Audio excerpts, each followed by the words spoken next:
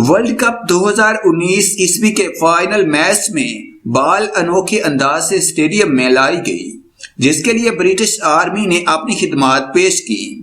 تفصیلات کے مطابق ورلڈ کپ 2019 کامیابی سے اپنے اختتام کی جانب پہنچ گیا۔ اس ضمن میں نیوزی لینڈ اور میزبان ٹیم انگلینڈ کی ٹیموں کے درمیان فائنل کھیلا جا رہا ہے۔ بارشوں نے کئی میچز کو متاثر کر کے ایونٹ کے حسن کو کم کیا۔ البتہ فائنل کو یادگار بنانے کے لیے آئی سی سی نے منفرد کوشش کی۔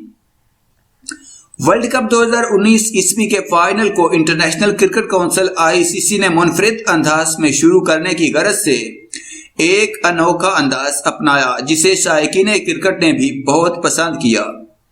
فائنل کے آغاز سے قبل اسٹیڈیم میں بال کی انوکھے انداز سے انٹری ہوئی اور برٹش آرمی کے پیراشوٹ ریجمنٹ کے سپاہیوں نے پہلے گیند کو فضا کی سیر کرائی اور پھر اسے امپائر کے سپرد کیا۔